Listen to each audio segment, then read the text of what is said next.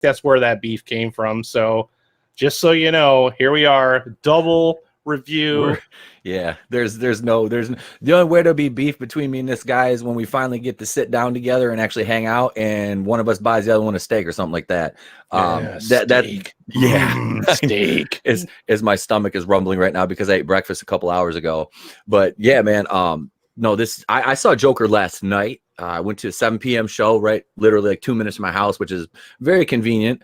And I'm jealous of you. The two theaters that I live near are like a half an hour away. It's a big deal going to the movies for me. Sucks. I never really get a chance. I've been to the movies 3 times this year, which is more than I have been. I didn't go. What did I go to? One movie last year? One maybe. I think I didn't have time. I mean. But now, did anything come out last year? I don't remember. It's all blur. Well, I mean, we had what? Let's see, 2018. We had Infinity War. Oh, that movie and Black Panther. Yeah. You know, I mean, just from my perspective, like because I saw both of those too, and I've already forgotten about them. What does that mean? I didn't get to the theater to see either of them because simply just did not have time. But no, there was more movies that came out than that. But now, because I focus on Marvel, it's so relevant to my part of the zeitgeist that I'm like, what Marvel movies came out last year? And we're talking about Joker, which is DC and this DC Black label that they're kind of leaning towards now. And man, after sitting through all the MCU movies, this was a breath of fresh air, man. Oh wow, it was great. So now that you've seen it, would you say that the outrage that came before this, would you say that most of those people that made such a big deal out of this movie look like complete buffoons at this point? Oh, they are the clowns. they did send in the clowns, and it was all this Access Media. I mean, bad. Like, seriously. I watched it, and my wife and I'm like, now I know, I consider, like I said, she gets mad, but I call her a normie. I'm like, you're like a casual fan of this genre. Like me, I'm like fully immersed in this, and she was like, I asked her, I'm like, now, because she, I've talked to her about all this stuff, this controversy. I'm like, what did you, when we were done watching, I said, what did she goes, I don't know what people were worried about.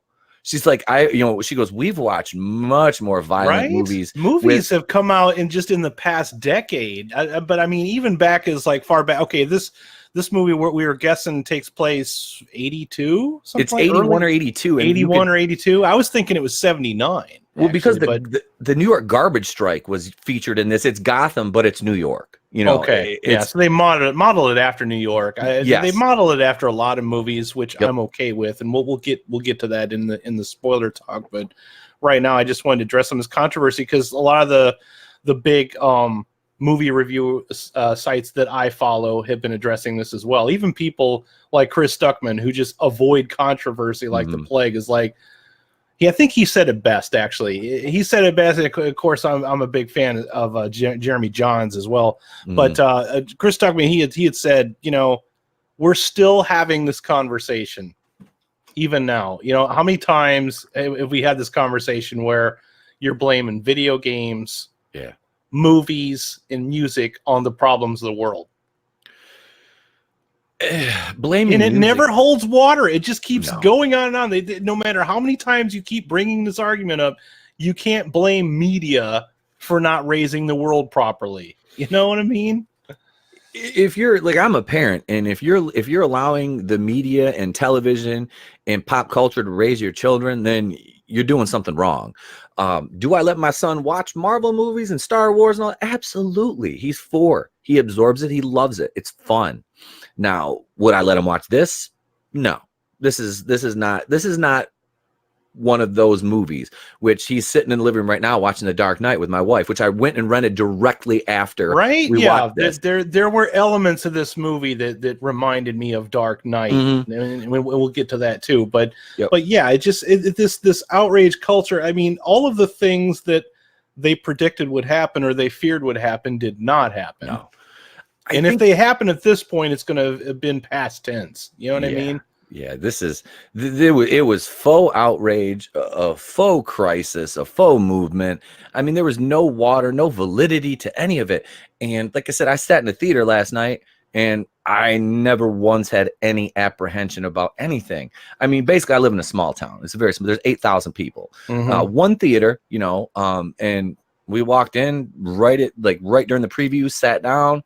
You know, I kind of just looked around. I'm like, it was like 3/4 of the way full. It's about 100 people or so.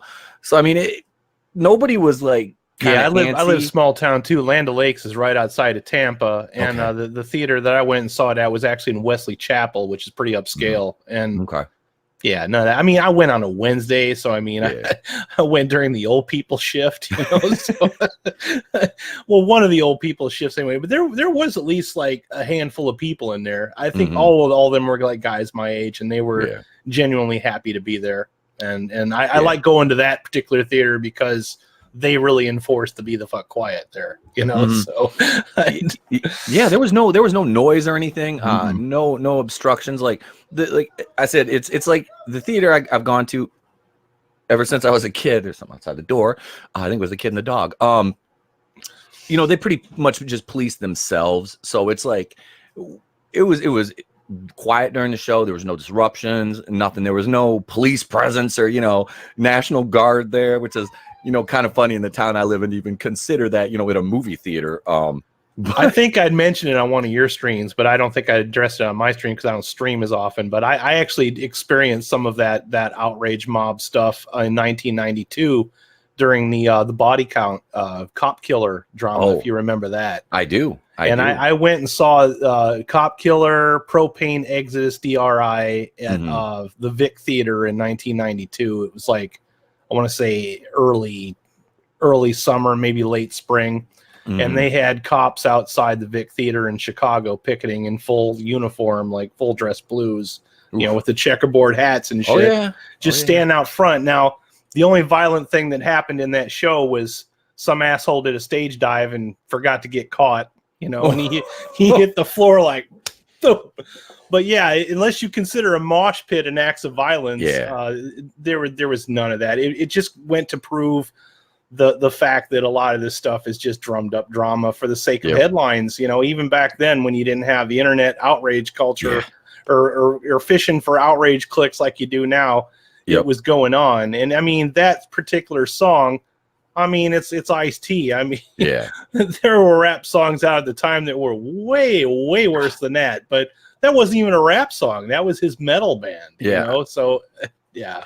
I still have, you know, the NWA cassette from, what is it, 85, you know, straight out of Compton. And that had a little song called F the Police. And now, for those of you who don't know me, like Adam does, my family is filled with police officers and, you know, military people. And I myself have a criminal justice degree, you know, but you're a kid. To me, it was just a song, and I understood the why, because, you know, I'm a student of history.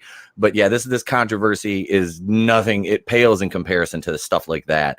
And no, there was no violence. I just remember growing up, man. That was always the same thing. It was the heavy metal records for a long time, and then it was the rap stuff, and they actually had a rap summit around that same time that went on, and we've done the video game thing to hell and back, and it just seems like whenever there's a mass outrage of violence that we have to find a scapegoat, and it's never people or the fact that, you know, the outrage news is constantly polluting people's minds 24/7, you know, on a horrible scale. I mean, I've proved that before. I live in Hurricane Central, and you know, when you watch the local news here, it's like, well, you know, you might want to maybe not go out today, you know, if you have a few things stuck up there. And then meanwhile, CNN, it's the end of the world. Oblivion is coming. Oh, my God.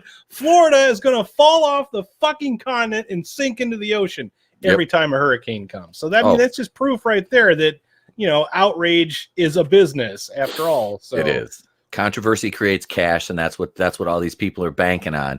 And I'm sorry, you know, this movie's cleaning up at the box office.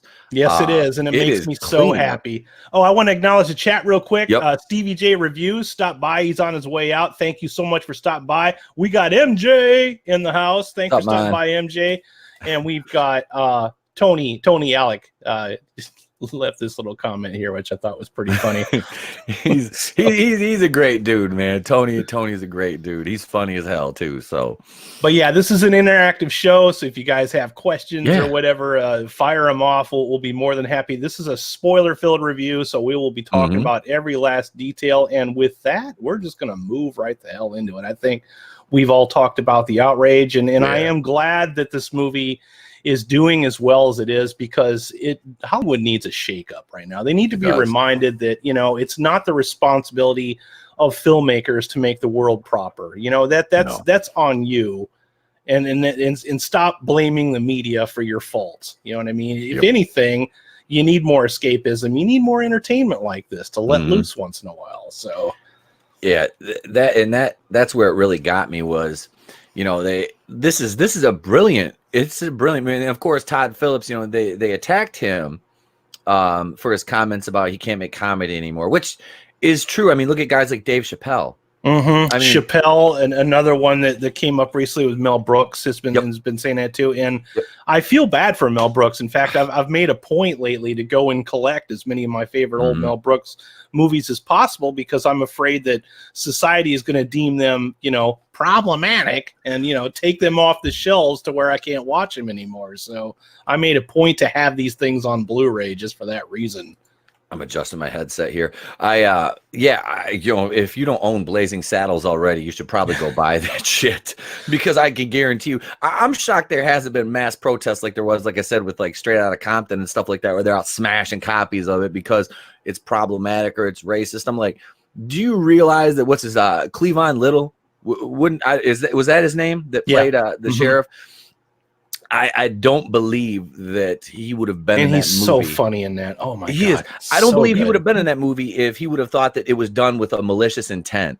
No. So, you know, that's the thing that works about movies like that. It's like if you make fun of one group and only one group, then yeah, I can see the problem. Yes. But if in a Mel Brooks movie, he makes fun of the irony of these stereotypes. And in the particular scene that I'm thinking of, he flips that around. You know what I mean? It's like, well, you know, making fun of one group, and then that group flips the script and makes the other one look like asses. And it just goes to show how ridiculous this whole thing is. It's making fun of the outrage for the sake of the joke, you know, and that's where it works. You know what I mean? So, but yeah, Salvador's in the chat. Hey, Salvador, welcome, man. Salvador.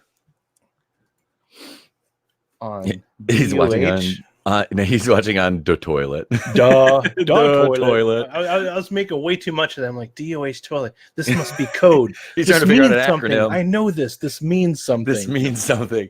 What was that? UHF with the mashed potatoes. This means something.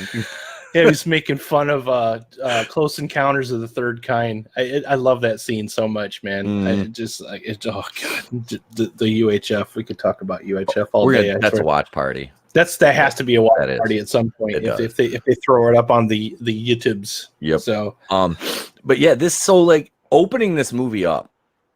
I mean, with Joaquin Phoenix. God, what a brilliant performance. I mean, this guy just after that whole weird I'm gonna be a rapper and I'm gonna retire thing. I know. I was so like I just because I always thought he was good. You know, it's like I remember first noticing him in Gladiator, all right, and then he was in Signs, which I know a lot of people don't like Signs. I'm one of the people that do. And I enjoy it.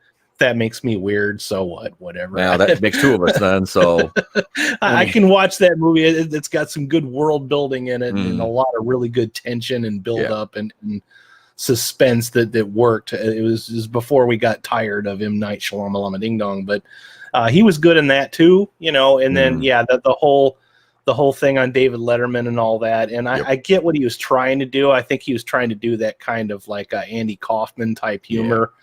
You know, where you're going for the long con, but I think it backfired, and I think he realized it too. You know, it's like him and I think his cousin or a friend of his came up with this idea to do this and not tell the press what was going on and make everybody speculate. And then I remember seeing that movie, I'm Still Here, and I'm like, well, that was dumb. You know, it's Casey Affleck.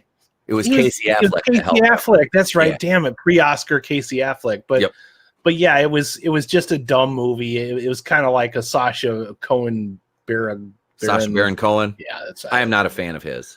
No, The only movie I tolerated him in was Talladega Nights. Okay, yeah, because I loved that movie. I did. So does my sister. Yeah, I thought it was hilarious. Yeah. But yeah, so Phoenix in this role, I wasn't hesitant with him playing the Joker. The only thing that I had any trepidation about going to this movie was there's no Batman. What are we going to do with this? Can you do a proper, the Joker origin story proper without Bruce Wayne? Well, we got a little bit of a very, very young Bruce Wayne, not to jump just ahead, enough to carry the story. Yep. Yeah. Just to kind of lay the groundwork from where this movie is. We got to see Thomas and Martha. And it's funny, the guy that plays Thomas Wayne, I can never remember the actor's name, but he's always like a bad guy or a jerk. Like he was the bad quarterback. He's got that asshole face. He does. He was the bad quarterback. I can't even do it. It's like my face had to go like this. It's just like this, like miserable, just miserable asshole face. He's just the miserable asshole face guy. That's what I'm going to call him. So let's see, MAFG, the miserable asshole face guy. He was just he played a good Thomas Wayne, and it's Phoenix's like his whole world was you could see just. From the opening scene, he gets they showed it in the previous, him getting his ass kicked by those kids that they stole his sign. And, his boss doesn't believe, we're getting right into spoilers here. I mean, so it was just, his boss not believing that the sign got stolen. Like, to me, I'm sitting there going, why wouldn't you just tell him, they stole your fucking sign, dude. They kicked your ass and stole your sign. Because they were just dick kids. That's what they did, and they beat the living shit out of this poor guy. Right, and I got the impression from that boss that told him that too. He was one of those guys that just like probably has about 5 accounts, and God forbid he loses one, he's going to go out of business. So he's going to take the side of the guy with the account over literally anything else. It's like he had that conviction in his eyes, like, yeah, I know, man, but fuck you. My business comes first. Fuck you. Fuck you. Yeah. So that's what it comes down to. That was basically it. So. And somebody had called that. It's like, what was it called again? It was ha ha ha or something like. It's like a temp service for clowns. Mm-hmm. I can't remember the name of it, but yeah, I wish I could have had a job like that. Yeah. A temp service for clowns. Oh my god! You imagine? Yep, we got to call the temp service. Why? What's up? We need a clown. Yeah, a temp service, and the little person clown there. Yeah. So Sal said it was called Ha-Has. Ha-Has, that's it. Yep. Yeah, but yeah, man, he was weird even for being a clown, and I'm not a fan of clowns. I'm not. I'm not a lot of people aren't. I mean, even you and I grew up where clowns were like a staple on TV. Yep. They weren't really considered to be super creepy until it. Yeah, the miniseries I think ruined clowns forever. It did. Well, a little bit of that, and John Wayne Gacy didn't help things either. So because there was also that. They made it through killer clowns from outer space without that casting aspersions on the clown population.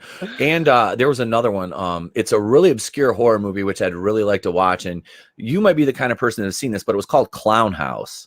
I didn't see Clown House, but I did see the one with Tiny Tim in it, where he's a clown in it. And I've never seen that one. Oh my god, it was on. I don't remember the name of the movie right now, and I'm not going to look it up. But I'm just too lazy to bother with it. But it was on Joe Bob Briggs' Last Drive-In, which is on Shudder, and I watched that show all the time. And there was a horror movie. It wasn't a terribly good horror movie, but it was the only movie that Tiny Tim had starred in.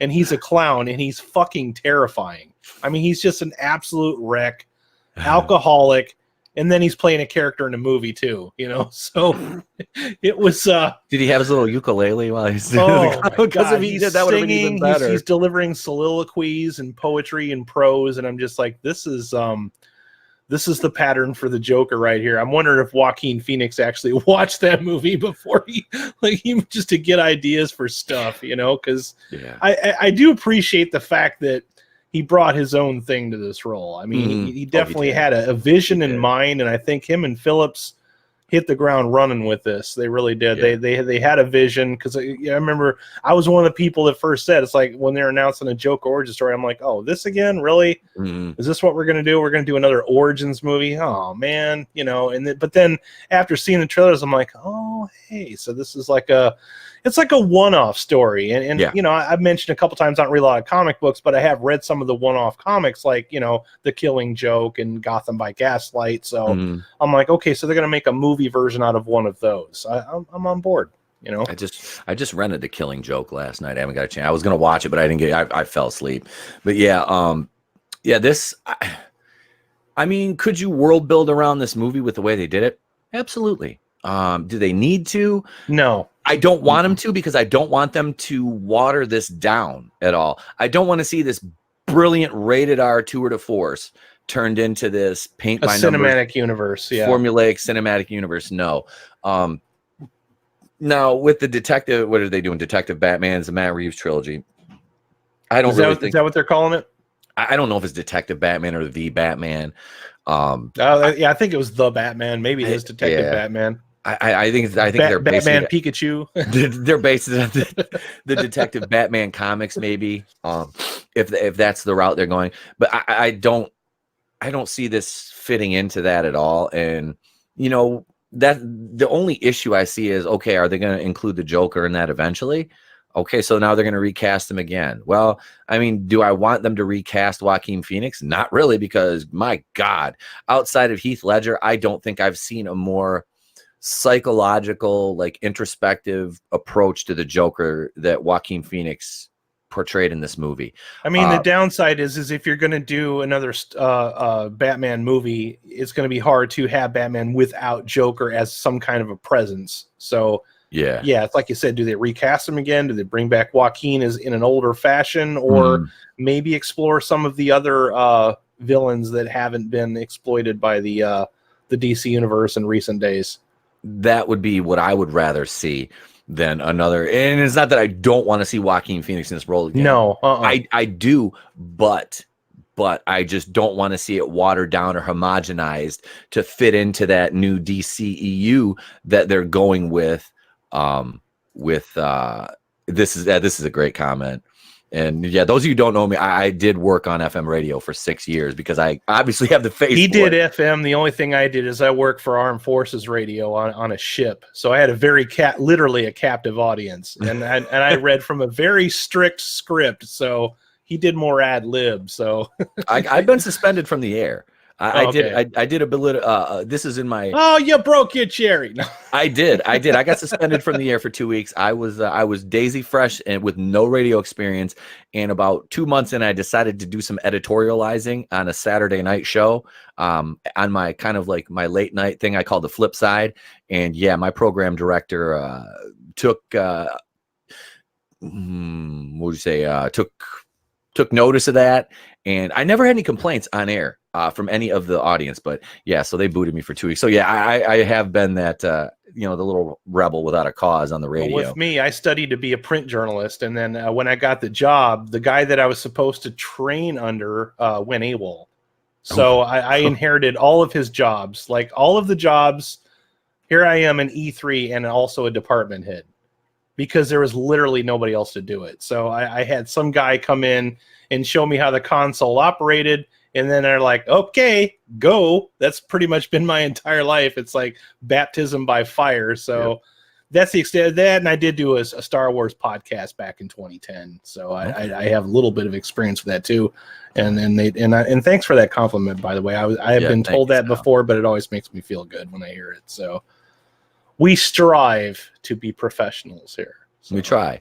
We do try. But no, so back to the Joker, because they did just sign that, and this is what worries me, because DC has been on a great trajectory since Wonder Woman. They're on the mend, yeah. They are. Wonder Woman, Aquaman, Shazam. These movies were entertaining, and I would dare to say vastly superior to some of their Marvel counterparts.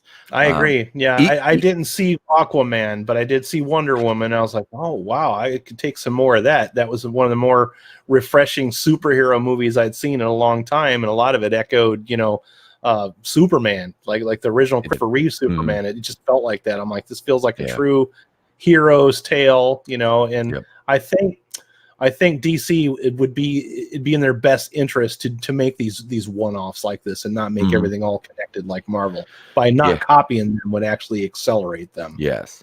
And that's the problem I have is like this movie was amazing. So we get J.J. Abrams coming in now and signing this $220 million deal with Warner Brothers. And, you know, he's bringing bad reboot or secret hideout with them. And it's like, don't turn this into Star Trek. Don't turn this into Star Wars, because DC has had enough issues as it is. And with this Joker movie, this is kind of their almost like their redemption song. To me, it's killing at the box office.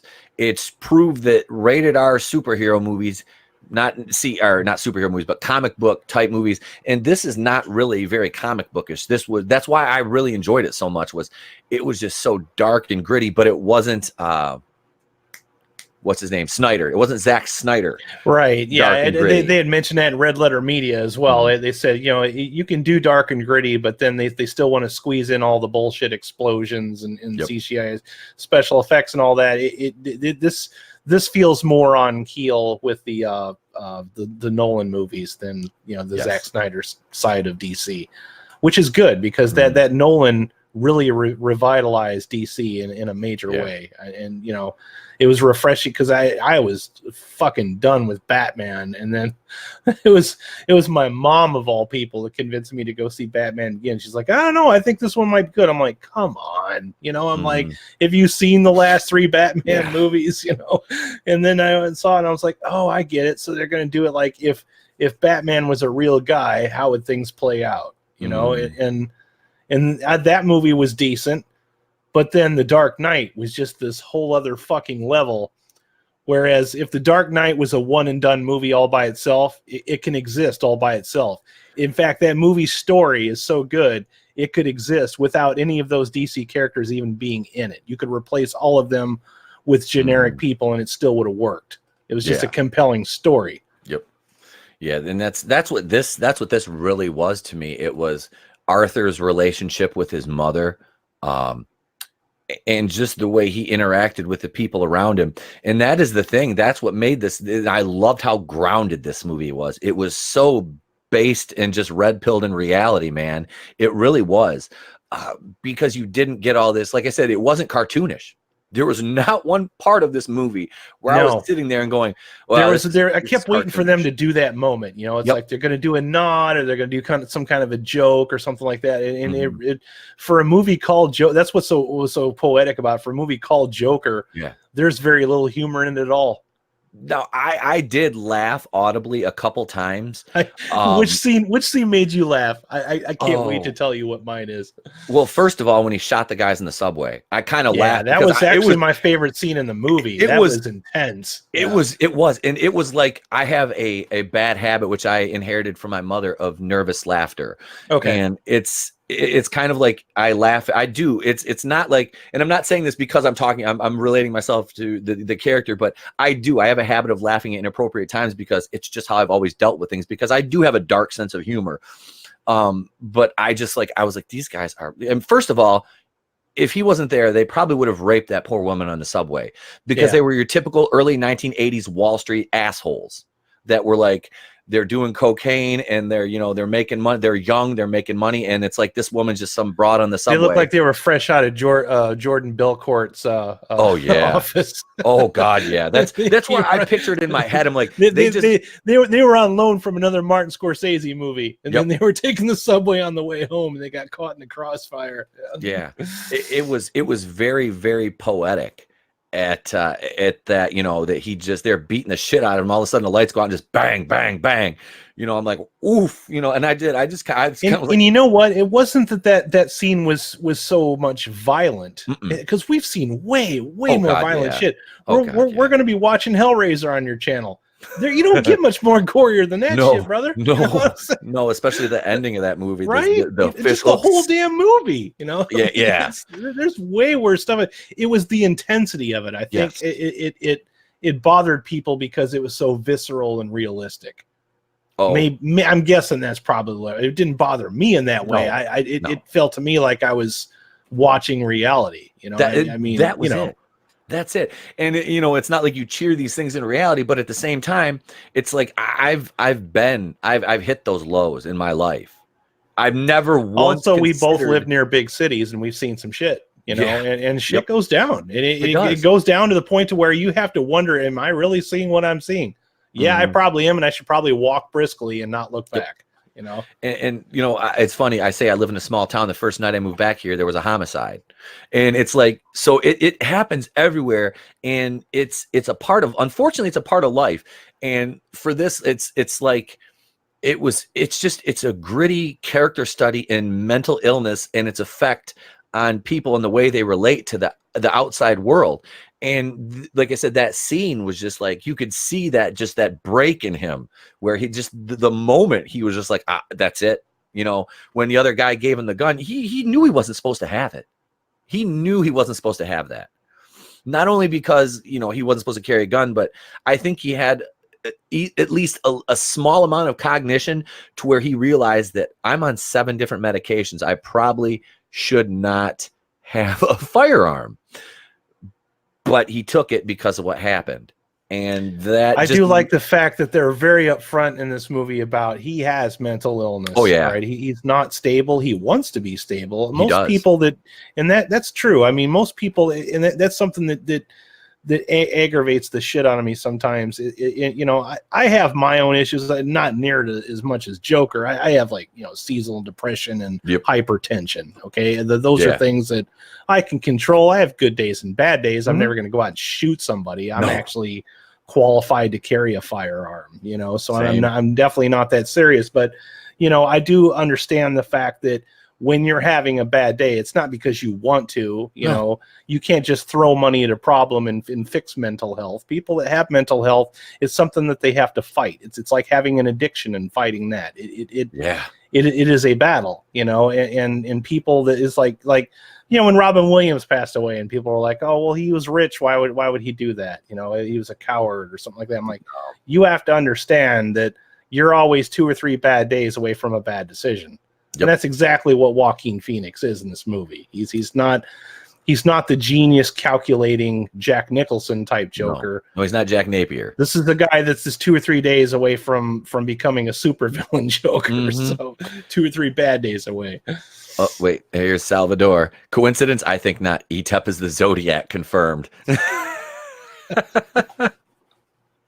Oh, maybe. Oh, maybe. But no. Yeah, that scene on the subway was definitely my favorite. That was something that the tension built up, and just when the one bad guy, the main bad guy, started singing "Send in the Clowns," I was like, oh my god, it gave me goosebumps. I was getting chills like from the first time I saw Clockwork Orange. That's what it reminded me of. I have not seen that movie in so long. I actually have Lego figures of a Clockwork Orange. You could tell that there was a lot of influences on this movie. Clockwork Orange was a little bit of an influence, probably more so Taxi Driver. But in A Clockwork Orange, the main character, Alex is his name, and Malcolm McDowell, right? Malcolm McDowell, yeah, and he's has mental issues too. He also comes from a slightly wealthy background, and he and his friends are in a gang that just go out and beat the shit out of people for kicks. Yeah. And their shtick is they like to do musicals while they're beating the shit out of people, and they're doing Singing in the Rain while they're doing a home invasion and raping a woman. Yep. So it's and that was, again, 70s, way, way, way more rough than this movie, folks. Yeah. Way more rough. That's the funny thing about Clockwork Orange. You can relate it to this, and it's like that movie was that. When Sal just said that movie was ultra violent, it absolutely was. And my mother-in-law is like a double master's degree in psychology, and that's like one of her favorite movies. I mean, she's got like a 5-foot Clockwork Orange poster in her living room. That's fine. I used to have a poster as well. Yeah, I I liked the art of it, and I liked the message. The whole message was, you can control these things with substances, but will society still accept you back? That was what it was all about. And there's some of that element in this as well. Yeah. So, and that was the thing with him. And you could really see the reality of it when they they cut the funding to his psychologist, and he's like, where am I supposed to go? What am I supposed to do? And she's just like, I don't know. And that was the thing. You could see that, like I said, that subway, that was like his trigger moment. That was the trigger point. Well, actually, his therapy getting cut, that was the trigger. Losing his job. Yeah. Losing his job. It's the snowball started rolling downhill, and you just knew that this was just going to devolve into what we saw unfold. And his, obviously, like the relationship with his mom, with her, the background with Thomas Wayne. And oh my God, I'm going to jump ahead here, but the adoption reveal. Did not see that one coming. That was refreshingly original, and I applaud the movie for doing that, because I was starting to get a little tensed up. I'm like, if they're going to reveal Joaquin Phoenix as Batman's brother, God damn you, movie! You're going to make me angry with that, because that's not going to work for me. I was like, that's lazy. It did. It started to feel kind of lazy. I'm like, God, man, writing really, And then when they did, I applaud the film for making me not see it coming, because there's a lot. Have you seen Taxi Driver at all, Pete? You ever seen that movie? I have, but it was years ago. Okay, it's something I want to rewatch or probably buy on Blu-ray, this is honestly. very, very close to Taxi Driver, if anything else. You like, if you watch Taxi Driver now, you'll probably see all the same beats. But yeah, the twists in this movie surprised me a little bit more than Taxi Driver, I would say, but there's a lot of similarities, and I think that was on purpose, but I'm okay with that, because most good comic book movies do copy some of those beats. You know what I mean? Because it's an homage to pop culture in general, because that's where comics fit into the whole grand scheme of things. Yeah, I loved, and I'm not outside of his acting, I'm not a Robert De Niro fan at all, but like his acting, I will always admire that man. He can be really good sometimes. I haven't been able to pinpoint which movie is my favorite Robert De Niro film, because it's like Al Pacino, I could say, oh, Son of a Woman, duh, but I mean, with Robert De Niro, he's been in so many great movies, but for me to just think of which performance like he really stood out in, probably I would say Men of Honor. That he played a Master Chief in that, and since I was in the Navy and I knew a lot of Master Chiefs, I could tell he'd been hanging around the Master Chiefs bar. Is that the one with Cuba Gooding Jr.? Yeah. Okay. Yeah, that one. All right. I saw he acted like he'd been an old salty dog, because that's exactly how they talk and act. Everything is a brag, and everything is, your ego is just, so. But yeah, I'd probably say that one, but that was not that well received of a movie, so I don't know if I can say that was his, his Oscar-winning performance at all. But Robert De Niro was in Taxi Driver, but that movie's more about the movie and not so much the performance, although he was freaking magnificent in it. But there's a lot of similarities. And also I want to mention the part in the movie that made me literally laugh out loud in the theater. Oh, I forgot to punch out. Boom! Yes. Yes. He punches the fucking time clock until it falls off the wall. And I'm thinking, all the jobs that I quit, if I could have done that, oh man, it would have hurt like hell, but I would have done it, Yeah, that was, I think that's something we've all wanted to do at one point. Right? When you had that job where you have to punch that damn time clock, it's like, just one day I'm going to just rip this thing off the wall. That was probably the funniest thing he did in the movie. At least I thought so. It's like he was unintentionally that's when he was starting to become Joker. He's like, oh, I forgot to punch out. And then he just walks over and just punches the damn time clock. And it's just, you can see this thing just crippling and falling right off the wall. I'm like, oh, kids nowadays probably don't even know what a time clock is. No. They had one. I quit the radio station in February of 2018. And we still had the old school like ink time clock. And I went in there one night, and it was like around Christmas time. And I was like, I'm going to do something this time clock. So I brought I have like an Optimus Prime that's like this big. So I took him in there, and I put both his hands up on the time clock and bent him back like he was doing dirty stuff to the time clock. And I took a bunch of pictures of it, and I put it on my DJ page, which has since been all my old, like my wrestling and my DJ pages are erased. Is that why you got banned from the radio? No, it's something I said on air. But yeah, I did that, and then they had this this elf. What was it? They had the big elf on a shelf of the radio station, and I had Optimus hog tie him, and he was holding him at sword point in the on the owner of the radio station's desk, which there was nobody there when I was in there, so I just walked. But did you do Trooper on a Pooper? Did you ever do that one? Take a no, I didn't. I should have. I might this year because my kids got all those huge 18-inch stormtroopers. Oh, perfect. Yeah, put that on a porta potty. Trooper on a Pooper for Christmas this year. Think it over. But yeah, so this the time clock scene was great, and when I'm trying to think of what oh god, the whole when he had that fantasy about going on Murray Franklin's show about that I knew was a fantasy, because I'm thinking there's no way in hell you can afford a ticket to go see a live performance, and there's no way in hell they'd let you in there. So yeah, I did. That was the easy one, but then slowly as this movie's evolving, certain scenes play out where you're starting to wonder now, is he imagining this, or is this actually happening? And they started getting more and more clever as that went on, because there's only so many times you can do that in a movie to where people they're going to take the bait. Right? The relationship he had with Zazie Beetz. Zazie Beetz is I couldn't think of her name. That was a beautiful woman, by the way. Oh yeah, absolutely. And she did really well in the role. Yeah. I was happy with her. She did the best with what she had. I kind of wish she would have had a little bit more character to it. That would have been more interesting, I think. She was kind of one-dimensional. Yeah. But she was there to serve the story, and that's kind of unfortunate. Yeah, she was just a plot point. Yeah, and she that was through no fault of the actress, obviously. No. And I'm not knocking the movie for that. I mean, but it was just something that for all we know, there could be a director's cut of this somewhere where she has more lines. You know? But absolutely. I kind of wish she would have had a little bit more lines, because I was starting to like her, and then I realized that she was more of a plot point. She was an object of his desires and a motivational tool to get to the next scene. So that's kind of unfortunate, but minor thing. Sal said he's gonna wipe Zazie Beetz up. He's gonna wipe her up.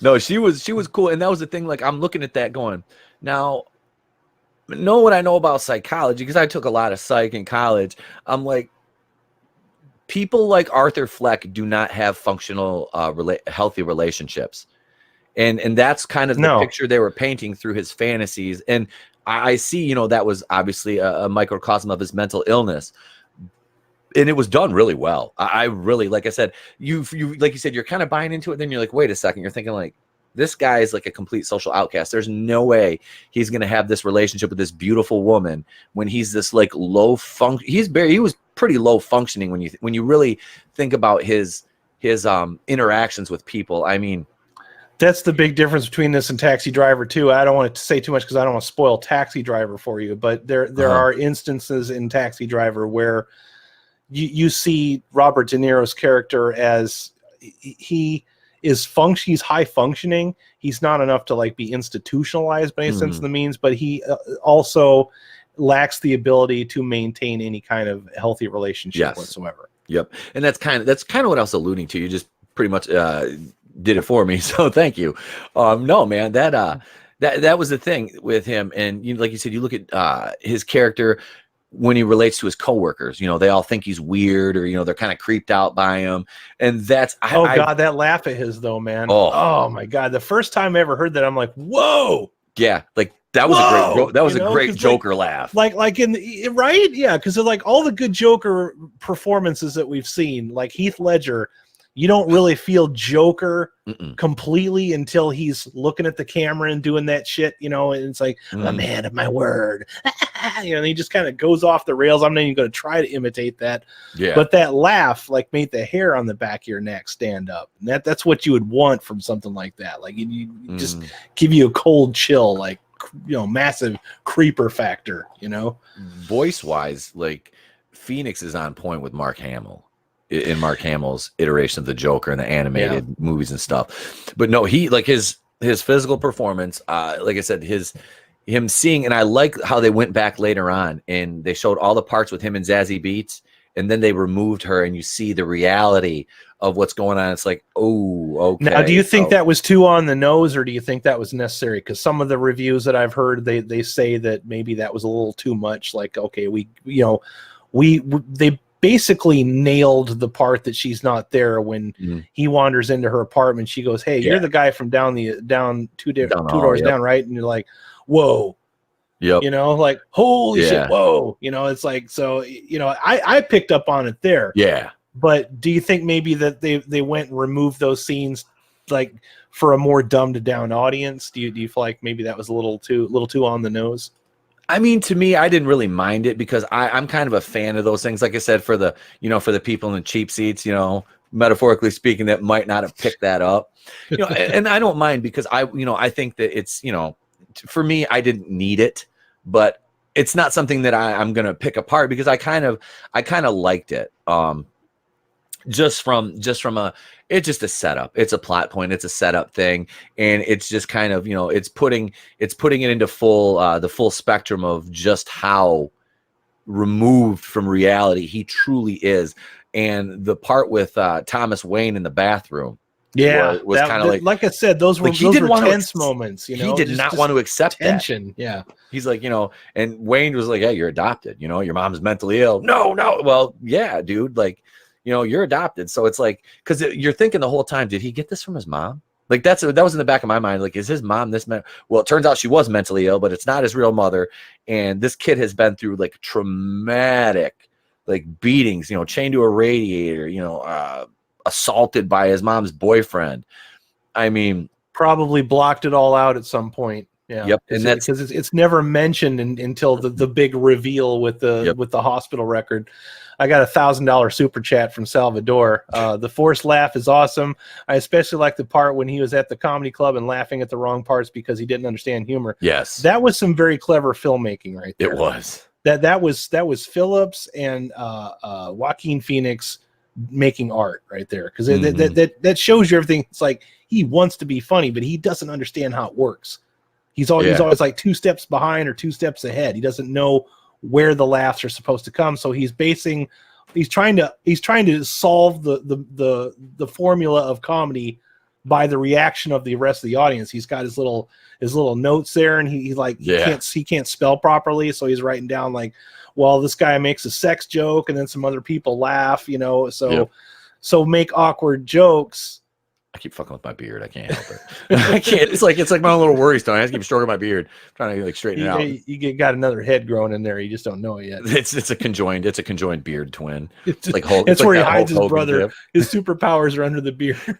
That's who makes all my decisions. My beard. I gotta trim mine, man. I got too much gray going on right here, and I'm growing this for my Guy Fieri costume. So I gotta let this kind of grow out a little bit, and then right after Halloween, this shit's getting trimmed down to almost nothing. So I'm letting the sides all like I'm just gonna grizz it out over the winter. I'll trim this up, but this I just let. My sister was visiting. She's like, "Oh, I can see your distinguishing features." I'm like, "What the hell does that mean?" She's like, "Oh, the gray sideburns." I'm just like, "Fuck, gotta go get my hair cut now." Eventually I'll probably be about as bald as you if it comes to that. Yeah, I'm not sitting under no headlamp again dyeing my shit. Yeah, no. I dye my beard, but I haven't done that in about a year. And I started shaving my head as soon as I started losing my hair in like 2001. I shaved my head. I'm not doing those implants, man. I'll go all Patrick Stewart on that shit. I'll make it work. Yep. So, and then I grew my hair back last year, and people were like in the groups now that I've met, they'll see an old picture of me on Facebook with hair, and it's like. Alex was like, holy is that you? I'm like, yeah, that was me, because I did a wedding in October and my hair was all slicked back and I had a big old beard and I was dressed in a suit and tie. And he's like, that's you. I'm like, yep, that's me. Because I'm a pastor too. So should grow that long, play Jesus for Halloween, but do the Family Guy version of Jesus. I had when my last summer, when it was like not this past summer, last year, it was like my hair was down past almost my ears on the side and the back, not up here so much. I mean, that was long, but it was like sparse. So I walked into my old job and it was like, are you auditioning for Jesus Christ Superstar? Like, what the hell are you doing? That's the part where you just kind of look at him and go, yep. Hey, but no, man. So Buddy Christ in the house. let's see, P is going to cosplay as Kratos, so he's growing it out. That was one Sal tossed at me, and I'm like, I could so do a Kratos cosplay. I could rock that. I'm thinking about doing that one next. Yeah, do Kratos and then put Trey as boy.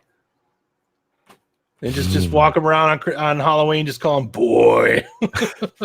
either that, or I'll do an Angus Schramm and be the tall man.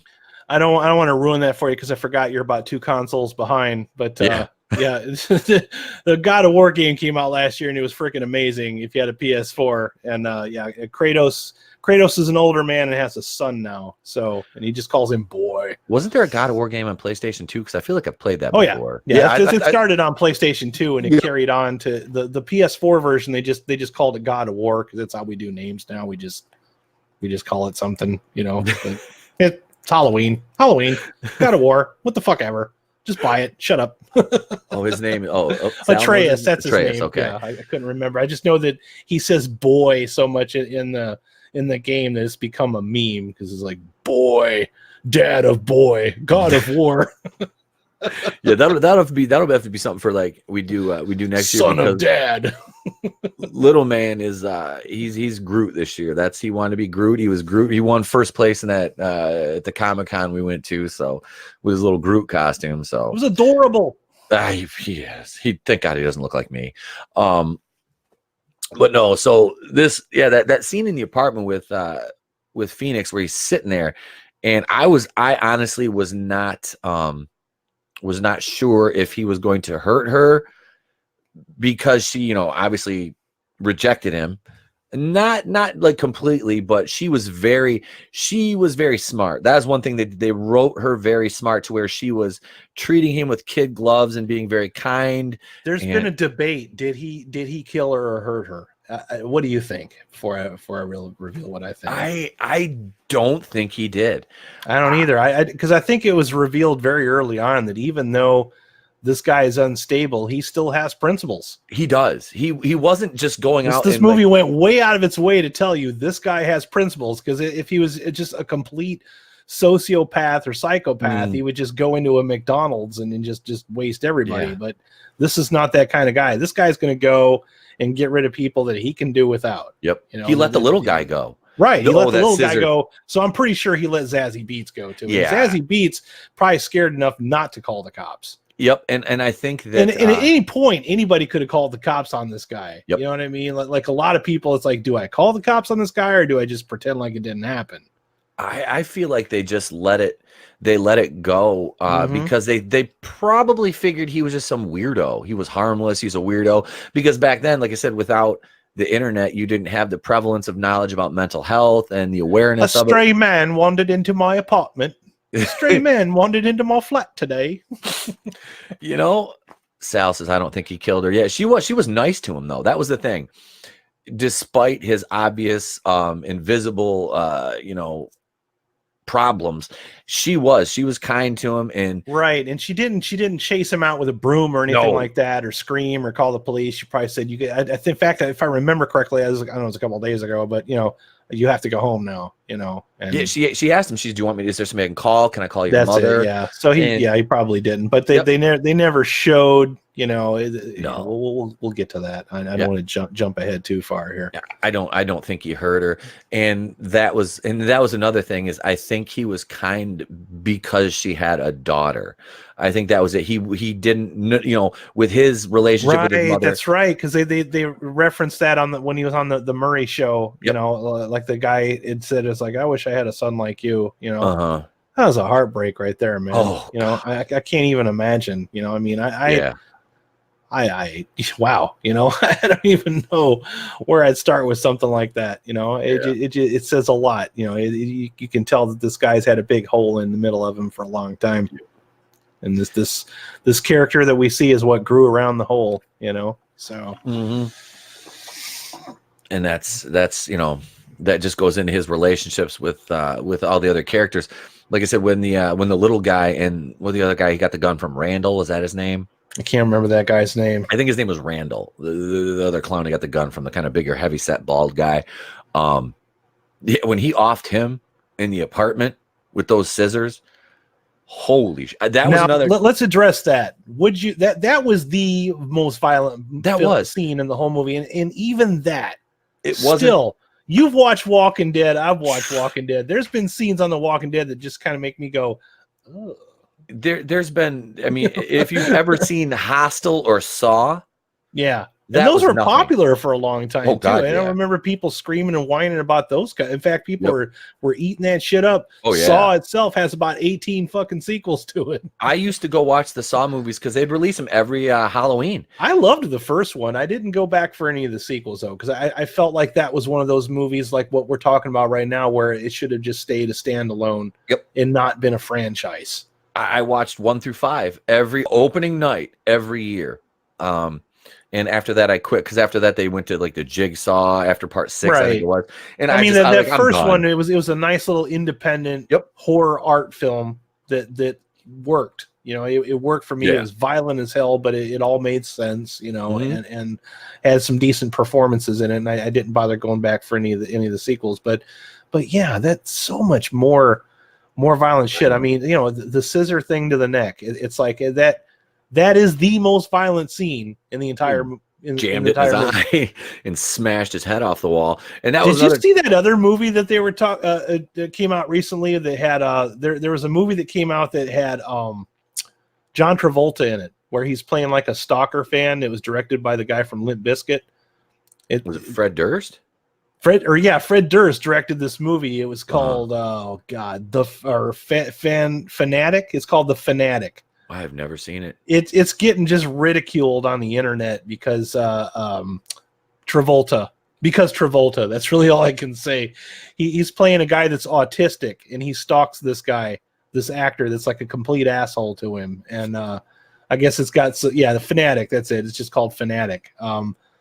Came out just a couple months before Joker. It's a very similar case where a guy is obsessed with a famous person and stalks him and actually goes into his house. The guy's name's Moose. All right, he goes into his house. I have to see this movie. From what I understand, it's just batshit bonkers crazy because it's Travolta playing what he thinks an autistic person would be. Oh God! And going a little too far with it.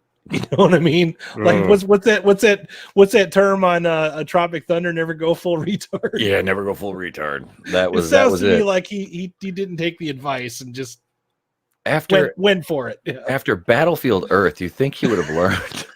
Jesus, Christmas was Battlefield Earth. That one needs to be a watch party. Wow. Oh my God. That movie's painful. They look like generic Klingons in that. Oh, so bad. Yeah. That one also has our favorite Forrest Whitaker in it. Don't get me started on that road right now. Wait, wrong eye. Right? Remember the San Andreas fault line right down the middle of his face, the one eye seceding from the rest of his face. My God. Salvador says that movie's making my eyes rain, man. Just the Dutch angles alone. And Travolta, that's a guy that it's like, you get to where you start to like him again. And then he puts out about 18 movies that just suck. And then you're like, God, just go away for a while and don't come back. Then he'll be gone for a little while. And then he'll come back with something that's kind of good, have a renaissance again. And then he just kind of pushes his way around. Yeah, it's like Travolta in small doses, but the guy's absolutely fucking nuts. He's like, hey, I was an urban cowboy. He really is nuts. There's a guy that needs to be on some pills. All right, so yeah. Well, isn't he one of those Scientologists thow? Yeah. Oh yeah. All of that. Like wears a different shirt every day. Never there we wears go. The same clothes twice. Yeah. He's got.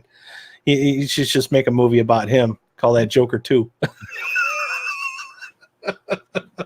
Joker revisited. Joker squared. Joker redo.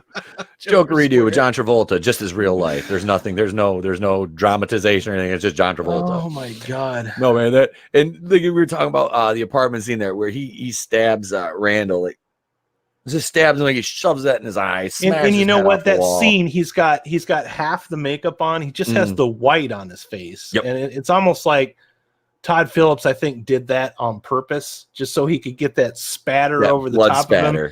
Yeah. And I just remember seeing that in the trailer. I'm like, he's kind of got that little And I'm thinking, Jesus, he looks like Brandon Lee in The Crow. You know what I mean? Like he's got the long hair, just the white. Then the splatter comes across it. It's like he's a ghost. You know what I mean? He's the spirit of you done fucked up. You know, and he just jams that scissor in the side of his neck, blood spray all over the place. Yep. But again, that's a scene that we haven't not seen before on like a CSI or a Walking Dead on prime time. Yeah, they do that on network TV, man. I've seen that on Criminal Minds. Like, you know, just no, that you can't. I mean, you didn't see Rambo, but I mean that movie. I mean, we're talking about full on molar ram breaking into somebody's chest and pulling their, you know, it just holy shit, you know. So yeah, I mean, that one is a little different, you know. I mean, this one here, I was expecting it to be worse than Rambo, not even. Yeah, like I said, man, and then this just to show on like a little bit of a play on his humanity. Like I said, he let the little guy go. Yeah, he let him. Did you think he was going to kill that guy? I did. I did. I was like really worried. I'm like, I know. I feel bad for the little dude. It's not like he can fight back. He's like half crying. He's just like freaked the fuck out. He's like, oh God, why? Yep. And the longer that went on, the more uncomfortable it got. And I appreciate the fuck out of that movie for doing that to me. Yeah, I feel that way. Yep, dude. Isn't that weird? You know, it's like you want a movie to make you feel like it's not formulaic, like you're really in the middle of some shit. Like something could actually go like terribly wrong. Yeah. Like this isn't like it's like you said, like formulaic paint by numbers MCU where it's like, oh well the protagonist is going to face a little bit of adversity, but ultimately, you know, that no, not here. This guy is, you know, this little dude is trapped in this apartment with a guy who just took a pair of scissors and stabbed his boy to death, you know, smashed his head off a wall. He's got blood all over his face and he's sitting there just chilling. And again, that was somebody that did him dirty, ratted him out for the whole gun. Now there's a scene we haven't talked about yet where he's in the children's hospital doing his clown thing.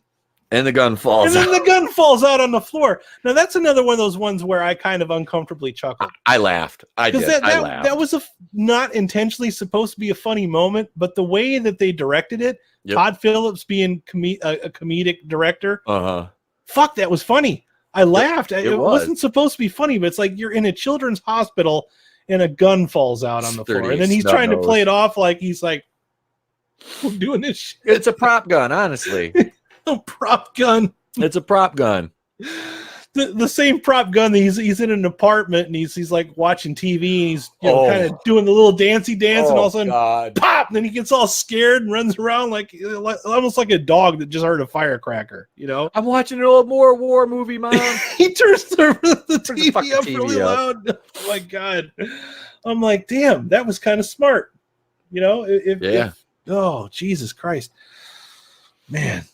Yep, and oh man, did that just But yeah, because I was wondering if he was going to back to that scene again with the scissors in the neck. I was wondering if he was going to let that guy out because it's like you know, the thing is up high and this guy is like, you know, soaking wet up to about the top of my knees, you know, and he's just standing there and he turns around and I'm thinking, oh fuck. Yep. That was the move. I was like, and he turns around, he can barely look at him. He's like, I can't, you know, he kind of reaches up for a second, like he just realizes it's a lost fucking cause. And now I'm feeling bad for that guy too. Yep. Holy shit, you know? I thought when Phoenix says he kind of faked him out with the door and he's like, you know, I was like, oh God, he's really gonna they made us feel safe for a second. He's gonna kill him now. And then he let him go. Man. And I was even then I was thinking, is he gonna grab him on the way out? No, he goes, pull him back in. Now, do you suppose that he's the guy that told the police? Because at this point, either Zazie Beetz or the little guy could have told the police. I would venture a guess to say because the police we didn't address this. The police have been on this guy's ass ever since the subway shooting, and those two guys. I was almost waiting. They didn't do it. I'm glad they didn't do it. Like, oh, this is Detective Gordon, you know, this is Detective Gordon here. I'm like, if they announce this guy as Gordon, I'm gonna be pissed. You know, it's like because now you're doing Gotham all over again. Yeah, just leave him unnamed. Right, just leave him unnamed. They did. They just had some generic names. I'm like, oh, thank God that they, you know, because it's like you get this movie really went out of its way to stay away from that Marvel formula, man. And I'm glad. I can't thank him enough for it. I know, because it's like it would have been so easy for DC to just announce it was Shea Wiggum, I think is his name. He was in a bunch of movies. He was on Boardwalk Empire, and he was in Kong Skull Island. They could have introduced Shea Wiggum as Gordon. That's his name. I was going to say, yeah, the guy was in Kong Skull Island. He played kind of a badass in that. Yeah, he's always good in everything. He's a character actor, and he usually plays the same character. He's either the cop or the soldier. You know, he just fits that role. He does. He always acts like he's been a cop or a soldier for his entire life. He just has that way about him. So perfect character actor. But yeah, he's not Gordon, thank God. But it would have been so easy for them to and it would have just been like, oh, of course he is. That's exactly would have been the reaction had they done that at this point. I'm like, here we are setting up the universe. Got to set up these universes. Sal's comment here, and this is one thing that I didn't mention that I mentioned to my wife. My biggest complaint: he had a snub nose revolver that holds 6 shots, and he fired 8 in the subway. Yep, I was like, no, that's a 38. I'm like, that's a 38 special. I'm like, that's a 6-shot revolver. That does not hold 8 rounds. And I kind of mentioned that to my wife. I was like, he fired too many bullets. I'm like, they kind of missed the bus on that one.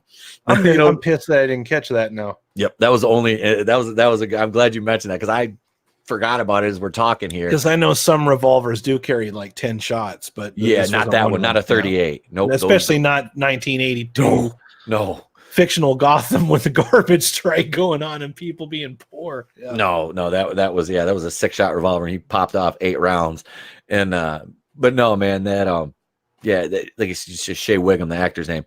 Yeah, he was great in that. Oh my God, did those two catch a hellacious beat down on that subway when they shot that guy as they were chasing him? And yeah, I think it was Gary that called the police on him. I don't think Zazie Beetz would have done it because that would have been too obvious if the police showed up at his house because she was, he saw her there, and I think he would have much more reason to suspect Gary at that point because what Gary just watched him do.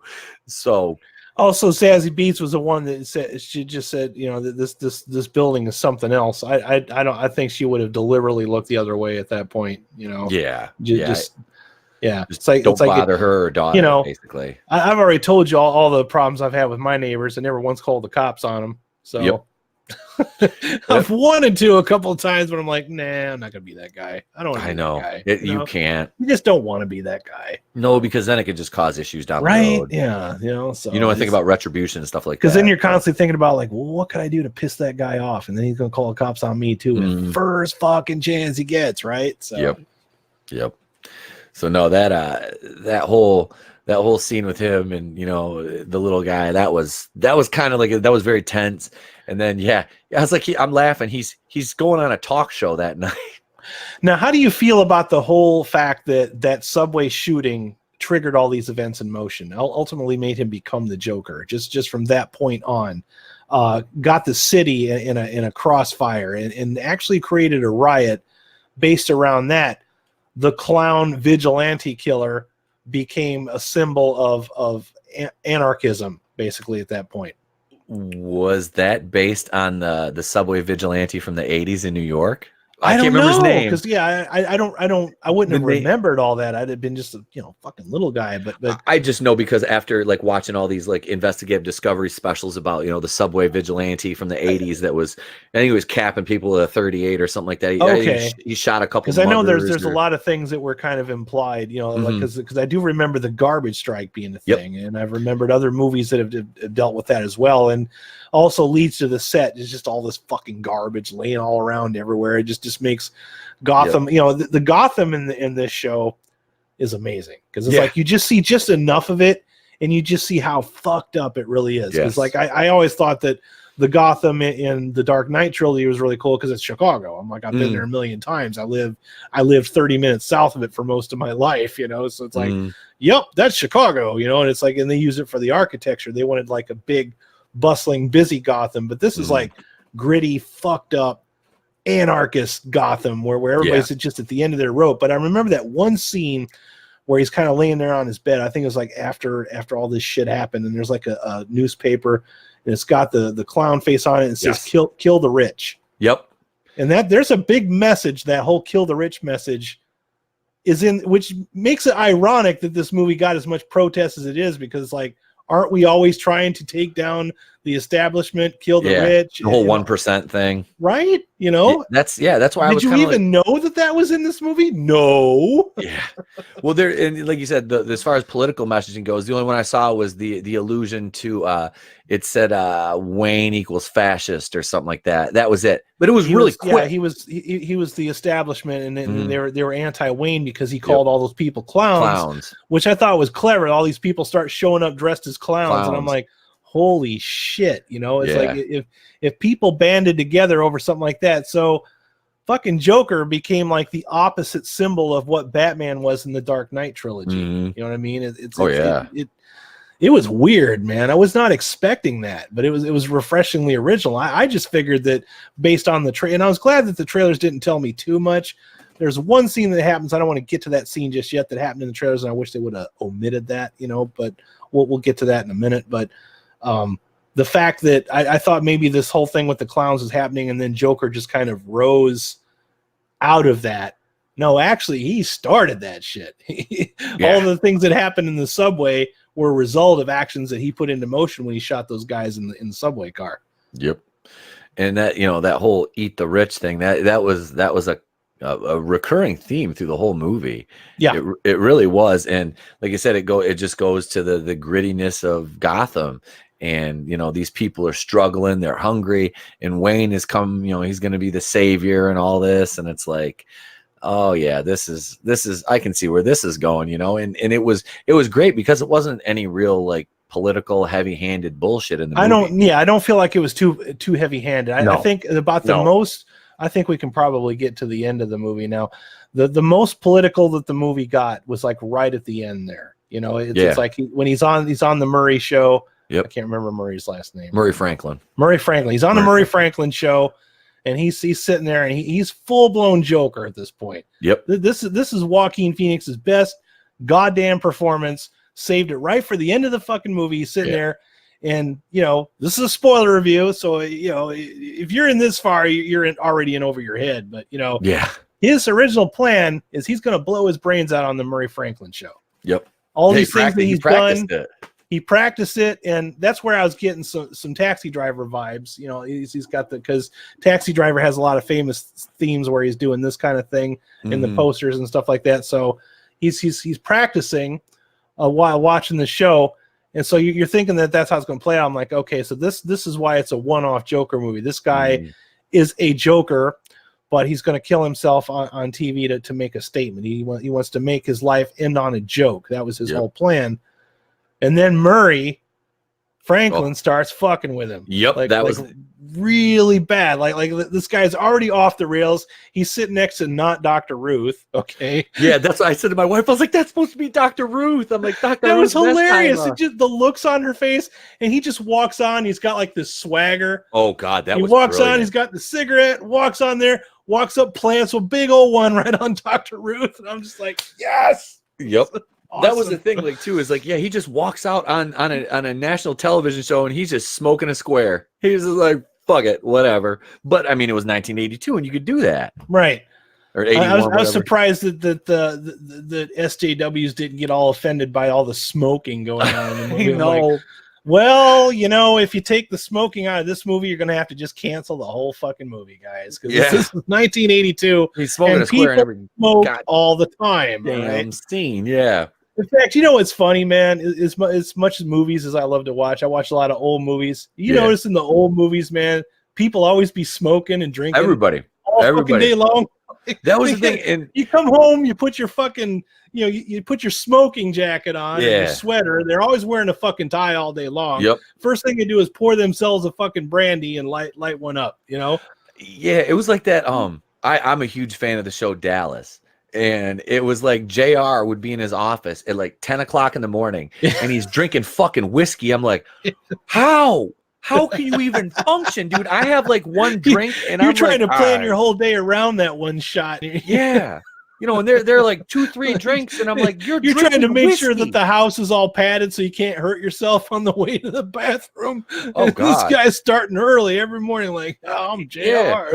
Yeah, it's like you said, man. They were always in those old movies, always drinking, always smoking. Yeah, and then like you'd have that. Yeah, the dad would be out doing yard work in like slacks, a shirt, and tie, and I'm like, I haven't put on. I don't think I've put on a fucking tie since the last wedding I did. That was actually like a formal one when I wore that suit last October. But no, I mean, yeah. Or else if they wanted to be super sophisticated, you see them doing this shit. You know? Yep, the pipe going to the study.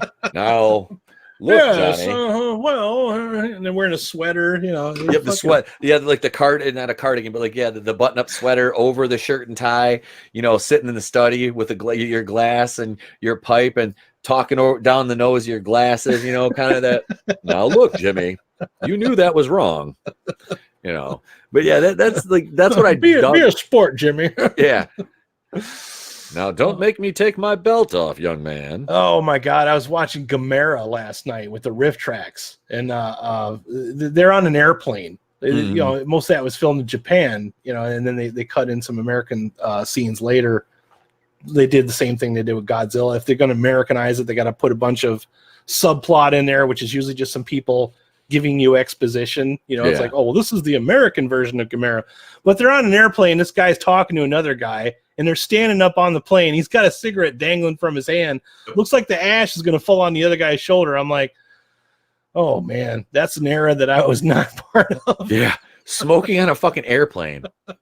You can't even take toothpaste or mouthwash on a goddamn airplane. They're smoking squares. You don't even let you take a fucking bottle of water on a goddamn airplane. This guy's got a fucking square hanging out of his fingers. Oh my God, a different era. And that's kind of what I liked about this. They didn't really spell out what year this was. Some people I think have predicted what year it was just by the movies that were showing at the box office. And we'll get to that as well, but the box office. But I think one of the movies that was shown was The Omen. I think it was The Omen, and what the hell was the other one? I can't remember. I can't remember either. On the marquee, it was Wednesday was, but they were showing actual movies. It wasn't just some made up shit for Gotham. Like it was actual movies. But that's they don't. I know. I paid attention to the you know, there's always news reports, like even when they open up in the beginning and he's just kind of painting his face and they're playing the news like everything's gone to hell, there's a garbage strike. I was waiting for them to actually say the year. They never do. They just tell you what day it is. They don't even tell you the fucking date, you know. So they were really clever about those scenes. There it is. Zorro's gay blade. That's what it was. That was it. Yeah, because I saw that, I was like, oh shit, yeah, like you said, they're using real movies. They're not using some like made up shit. Okay. You know, I was like, so that's kind of cool. But yeah, I love the Warner Brothers logo at the beginning of the movie. That 80s. Oh my God. I was like, oh, right in the nostalgia, man. I was like, oh, I love it. I love it. And they do the nostalgia in this movie, not like it's like a character in the movie, like a lot of these movies do nowadays. They just can't resist that urge. Like, hey, remember the 80s? Rubik's Cube. Belinda Carlisle. Whoa! All right. It didn't smack you over the head. It was there. It was just like enough. Yeah. And it just helped the flow of the movie along. Because like I said, as soon as I heard Garbage Strike, I'm like, okay, so that would be New York in the early 80s. Like I said, from the best of my recollection and everything I've seen. And I remember that too. I'm like, I was old enough to remember a garbage strike. Like that wasn't too, I was like, I remember something about that. It was like opening things from like when I was like this big, so. But yeah, so he goes on the Murray show, and then Murray starts taunting to him, and he's like, "You get what you fucking deserve." Bang! Right in the fucking head. Brains blow right out the fucking back. And then he just kind of goes and sits, or no, he shoot him again a couple times first, and then just go and sit down. Yeah, I'm trying to remember because it just, as it's all playing out, it was just all one continuous shot, and it was so fucking natural. And then he goes over and he grabs the camera and he talks into it. I'm like, right before they cut there's the Joker that we all know right there. That's when that's the fucking supervillain right there that we've all come to know from the comic books. Yep. It was a hell of a build-up, man. But it was done so well. Like my wife and I were talking about it when we left the theater, and she was like, well, she goes, it was great. She goes, I kind of wish they would have got, the origin story part out of the way. I was like, yeah, but I was like, you're kind of missing the point of the entire movie then. I'm like, well, that's just it. And I'm glad you mentioned that, because how many times have we heard this in reviews? Like, I'm done with another boring origin story. Just give me Spider-Man. Don't tell me. Don't give me the origin story. It's so boring. Bullshit. You can make a good origin story. Some of my favorite MCU movies are origin stories. Yep. The first Spider-Man was an origin story. You can make that shit fun. Yes. You can make it interesting. And that's the whole point. You want to get to know this character so that when you do get to your action and packed a minute scenes of the next movie, all that stuff's been established for you. Yeah, can you imagine how bad The Dark Knight would have been if you would have had to add an hour on for a Batman origin story? Oh, they got that shit out of the way with the first movie. Yep, the Batman Begins. That's what that was for. Right, that's all that shit was. It flat out told you, like, this is how it starts, and then the next movie is my movie. You know, so. But no, this was something that I was afraid of too. I thought that this was going to be too boring. I don't feel like it. I know some people, some critiques have said it kind of drags a little bit in the first hour. I don't really think so. I was kind of getting into it because I liked the cinematography. I liked the performance. I liked, so like you said, the garbage strike and little tidbits that I was picking up on. Yep. Another one, did you realize the comedy club that the Joker was at was Pogo's? Wayne Gacy.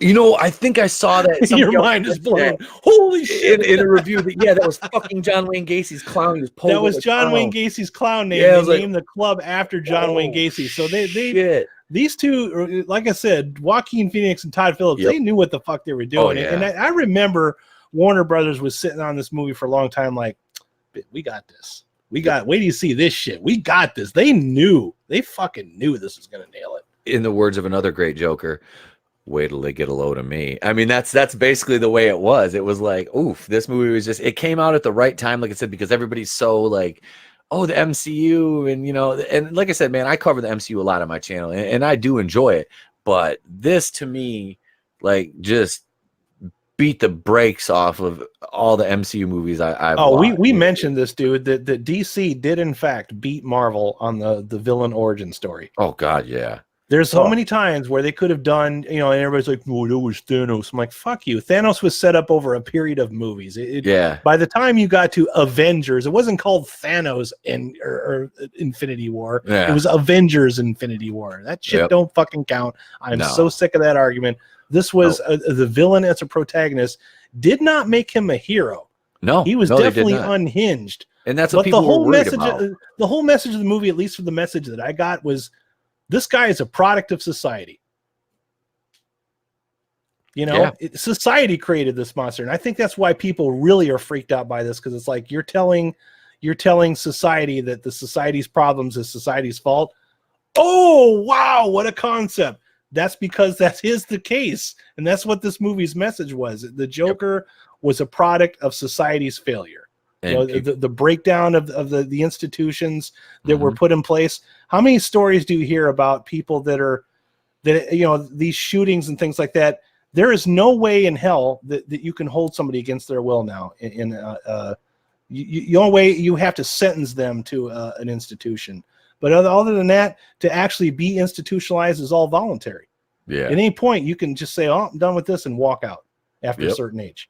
Yeah, you can't. Yeah, they can't hold you. So I mean, they can't. At one point, there was. I'm not saying bring back the sanitariums, but I am saying that there was a time when people that were unstable could get the treatment that they needed, or at least be in some kind of environment. I'm not saying just lock them up and throw away the key, because there was plenty of that, and that's how we got to this point in the first place. But there are ways, like you can put them like in a community environment, like a work community, where they're there on the weekends and they can still go out and see their families. They have to be back by a certain time. All that shit's gone. This movie was a statement about that. It was. It really, like I said, this is a mental health character study, more so than it was a comic book movie. And kudos to them. Kudos to them. They managed to do both. They managed to not be so comic booky to the point to where it's like, because I was waiting for those moments, and I was refreshingly, they weren't there. You know what I mean? It would have been so easy for them to do that, right down to the guy's makeup. You know what I mean? Even that was a slight variation on. It was just enough to where it evokes Joker, but it doesn't look like he's trying to copy something from another movie. Yeah. Or God forbid, be a Jugaloo Joker. No we're not juggalos. We won't speak about that one right No. now, but yeah, this one here was it made a statement, and also a big spoiler surprise. I thought for sure that Joaquin Phoenix was going to get gunned down in some horrible fashion. Nope, they lock his ass up at Arkham Asylum. Well, we still got the scene in the police car. That's that police car scene. All the rioting and everything going around. Yep. Oh God, he puts that. Oh, it's so good. Like, oh yes. I'm like, there's your Oscar right there. And he's not going to fucking get the Oscar for this because this movie is deemed to be dangerous. Even though that was a fantastic fucking performance, just right down to the angle. That and then my other favorite scene right after the subway shooting when he just kind of walks into the bathroom and he just kind of does this little Watusi kind of thing and. That's when he's turning into the Joker right there. His dancing throughout that movie when they played the Hey song, I was like, that could not fit any better right here. Like that could not fit any better. And yeah, man, his dance coming down the stairs and everything. And oh dude, it was great. Like now that scene that I was wishing they would have left out is that the scene in the trailer where he says, "Hey Murray, when you introduce me, can you call me Joker?" They should have left that out of the trailer, man. Yeah. That should have been a big reveal because that's one of those moments where it's like that is so fucking great, but you've already seen it so many times that when it does happen, it doesn't leave an impact on you. They do that a lot in movie trailers, and it bugs the shit out of me. Yeah, that was something that should have been saved for the cinema crowds. It really should have. Because it worked. Let's see what's out. Rock and Roll Part 2 by Gary Glitter. A known book about elves title. Did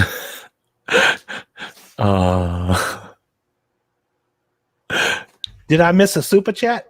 Yeah, it hasn't come through on the main one yet. I have the browser open on my phone. Gotcha. So they come through a little bit quicker on the mobile one. Oh, there it is. There it is right there. It's like, is my thingy not working? Am I frozen? Yeah. Nope, you're good. Yeah, that was good too. And didn't Gary Glitter actually go down as a pedophile at one point? Yeah, and that was another big knock. That song has become like a sports staple at this point. I mean, you can't go to that's actually one of the jock jams. Remember that was some shit? Jock jams. Yep, for the ESPN. I was working for Sam Goody when we were selling that. Everybody had to have jock jams. Man, that was a great seller. And that was I think that was on the first volume. Was right next to We Will Rock You. Yep. Gary Glitter's Rock and Roll. But yeah, that scene was perfect.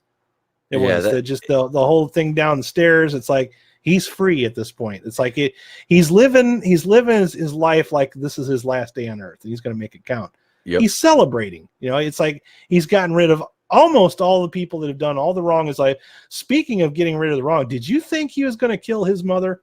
I did not. I was shocked, man. We haven't even talked about that. Yeah, he's saying that speech right as he's doing it. It's like, I thought that my life was a tragedy. Now I'm realizing it's a comedy. Yep, and he's shoving the pillow over her face. I was like, and I'm just like, oh fuck! Well, and there was people down in front that were doing the same thing. They're just like, oh. And I don't know what was more freaked out, just my reaction to that, or watching the people down in the front have that reaction. I usually sit in the back of the theater when I go to the movies because I want to see crowd reactions when I do stuff, and it's like half of the fun for me. Yeah, the people down front to the right, they were just like, oh no, he didn't. Yeah, I mean, God, but like after he found after he got the medical records for his mom and found out, it wasn't so much the fact that he was adopted. Excuse me, it was the fact of what she let happen to him is, I think, why he was like, okay, that's it, bitch. You're now, going. Just so I get it straight. Just so I get it straight, because I got a little muddled in that bit right there when they were revealing it, because there was just so much going on. Yeah. So she adopted him. Why? Because she abandoned another kid and thought that was her child. Is that what happened, or am I getting that backwards? I think she just adopted him. I don't know if that she abandoned. I So can't. she just, because I remember there being something in the, because is that they don't let you read that for a really long time. That's kind Yeah, of like, well, what's it it just say? kind of flipped through it really I just quick. remember seeing something about abandonment, and I'm like, so did she abandon Joaquin Phoenix, or did she abandon another child and then adopt Joaquin Phoenix? I'm assuming that she abandoned Joaquin Phoenix. Yeah, I believe that's what it was. But yeah, when he So he got taken away for a period of time from her. I believe so. Okay. I believe so. So at one point he had no parental guidance. Because Thomas Wayne was talking about his mom's mental illness, and he's the one that told Arthur that his mom had issues, and they were never together to help substantiate her delusion of having Thomas's son. That's what it was. Okay. That's what I just want to make sure I got that straight, because sometimes you see this is one of those movies that definitely has some repeat viewing factor to it. Yeah. Like I'll definitely be buying this one on Blu-ray and watching it again. Yeah. I'd like to say I'd go back and see it again, but like I just told you guys, it's a pain in the ass for me to get to the theater as it is. When it goes digital, I'll want to like immediately watch it again just to see if there's any parts that I missed. This is one of those you want to go back and see it again. I mean, if I had to give this a score, well, before I give it the score, I think the only thing that I can find any fault in this movie with is that I wish that some of the other characters in this movie might have had a little bit more of a substantial role, because I would say 70% of this movie is Joaquin Phoenix. However, the performance by Joaquin Phoenix is so fucking good that I can overlook all that other stuff. I have to give this bitch 5 out of 5 cheese curds. Oh, you're going 5? See, I'm going 5. Yeah, I have to go 5 because this last couple of months has been really exciting for movies, because I'm starting to see a change in the culture war. I'm starting to see audiences are deciding what they like and not listening to critics. Yeah. And if anything else, when you put all of the backlash on this movie, you just help the box office more. They're like, I want it, because there were actually old people in the theater when I was there, and I kept looking over to see what their reactions were. They didn't leave. Nobody got up and left the movie. Everybody that went into the theater stayed through the whole thing. And I don't remember them going, oh, at the end of it, because there was a couple of minor groans when I went to see Rambo. But like, well, that was a movie, and there was a couple of groans on it Chapter 2, but I don't remember any groans post Joker, and a couple people even stayed for the credits, including yours truly. I wasn't doing the pee-pee dance like I usually do. I was, and I knew there was no post-credit scene, so I'm like, we're leaving. Yeah, like, normally I'll sit through the credits, but I was like, I stayed part of the credits, but then I remember Fatal J telling me, is like, there's no post-credit scene. I'm like, thank you. This movie went out of its way to ditch that Marvel. Yep. I would definitely have to say, and I didn't have it build up in my mind for this movie to be one of my favorites of the year, but it's definitely up there. I'd say this one and Once Upon a Time in Hollywood. I'm glad that movies like that are doing so well at the box office. It shows that people have a desire to see movies that make them feel, that don't follow a very watered down, stupefied formula, treating their audience. I think audiences are tired of being treated like children, and they want to have something that makes them feel. Now, this Joker movie, have I seen this done in other movies before? Absolutely. But I don't have a problem with that being a comic book movie. Comic book movies are based on pop culture, so it makes sense for them to borrow elements from pop culture to make their story. And I think this movie did it in such a way to where, it did a really good job of putting out a version of that we've seen before, but doing it well enough that I like to come back for seconds. Yeah, absolutely, man. This is I would go see it again tonight. But Walking Dead's on, and it's Sunday, so I have to watch Batwoman tonight. Oh, you are stunning and brave, Pete. I tell you, man. And that, and that's we talked about the shift in entertainment and audiences being able to say, I like this, more so than being told what to like. And this film was called problematic by the critics, and yet they're lauding a show like Batwoman, which it's not a good show. It's and in my review, which, like I said, I took 3.5 hours to write, I did not once knock the fact that Ruby Rose was a lesbian or in the show Kate Kane or anything like that, because I didn't care. It didn't matter. The show was just objectively bad. It was a bad Right. episode. It You, was you didn't poorly have a written. good story to hang it on. No. It's okay to have. I mean, I'm not saying that diversion. I can't talk anymore. Diversity and inclusion. Diversity and inclusion are not important things. They absolutely are. Yeah. But you have to be able to base a story around it Yep. that's interesting for people to be interested in those other things as well. You know what I mean? You have Yeah. to have a good story to hang it on. And so many times in the past couple of years have we seen that becomes the priority over story. It just to simply have these characters and Box have them checking. hit all these check boxes. Yep. And then not have any kind of good compelling story.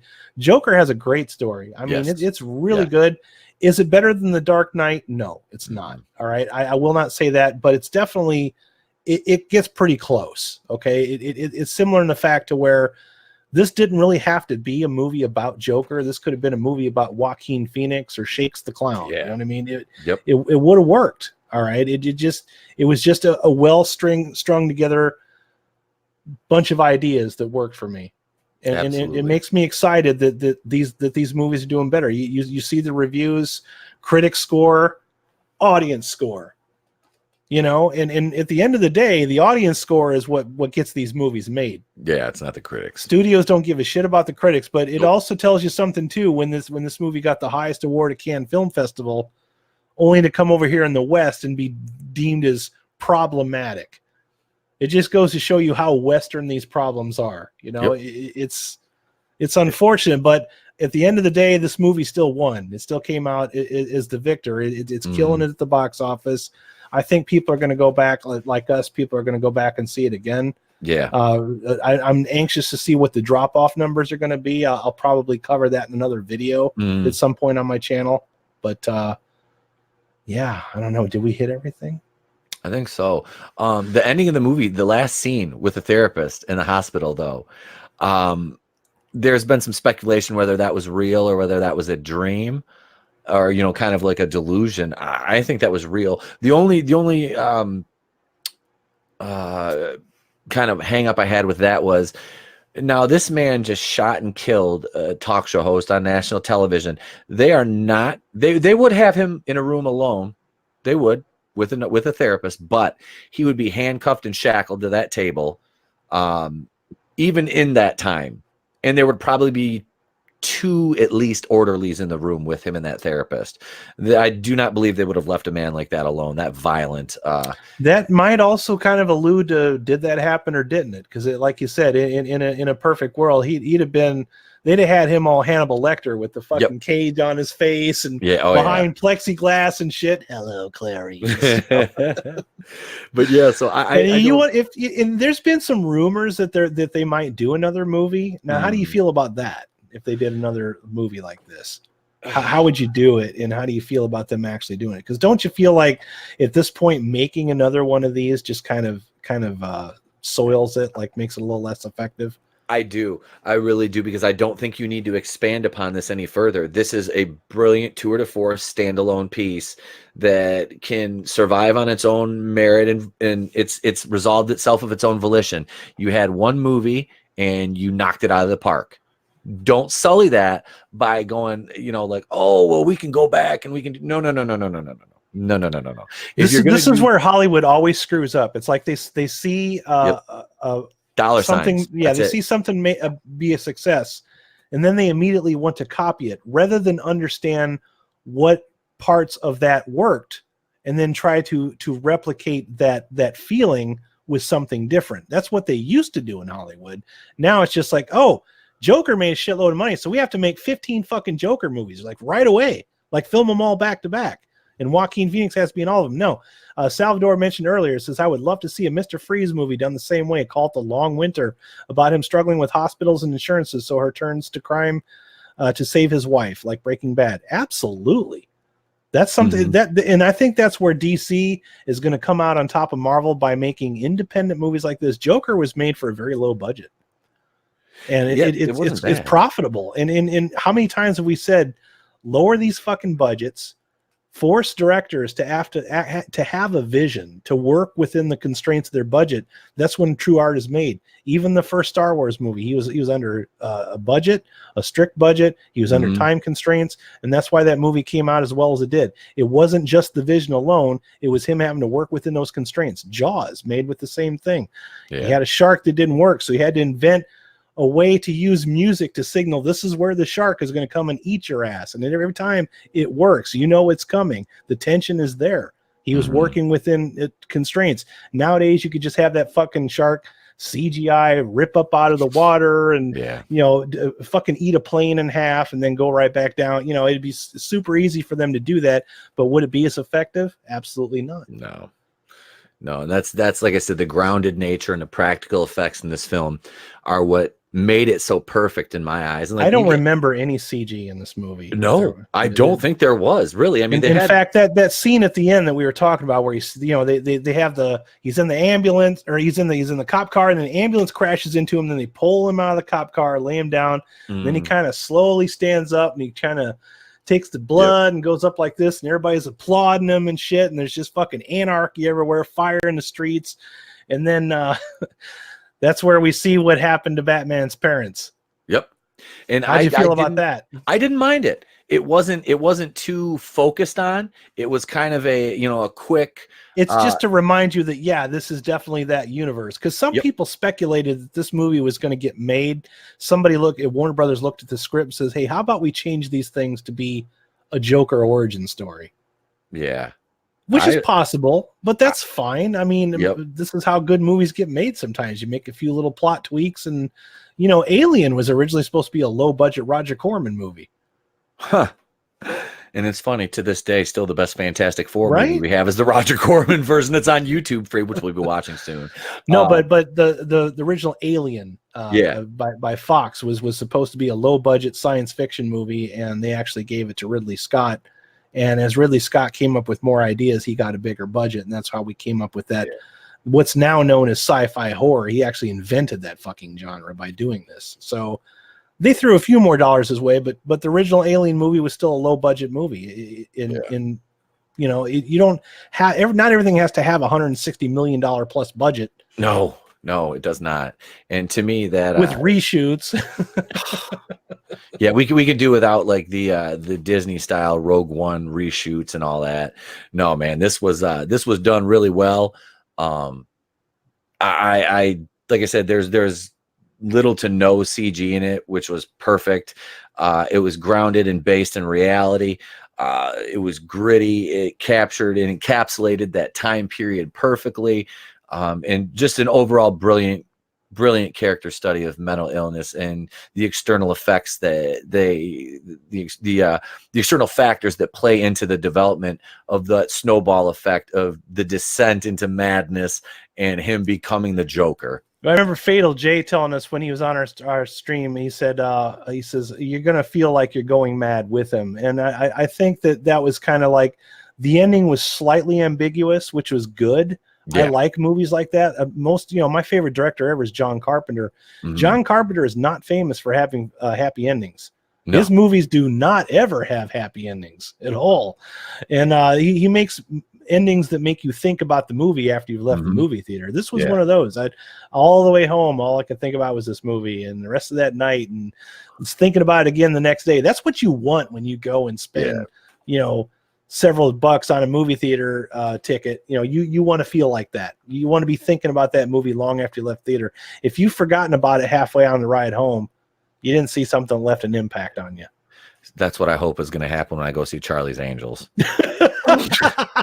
Because that is the next movie I get to go see is Charlie's Angels. It would have been so easy for us, if we were franchise worshipers, I'd be like, it's a Terminator movie. It's going to be good. I love it because it's a Terminator movie. And if I don't support it, they won't make any more Terminator movies. No, at any point, I could have said that with Star Wars. No, I want good Star Wars. Yep. People think I'm nuts when I say I don't want just more Star Wars. I want good Star Wars. If there's no good Star Wars, I don't want any Star Wars. Yep. That's how I am with all movies. I want more shit like Joker. And quality, I don't mean the Joker was shit. I want quality over quantity.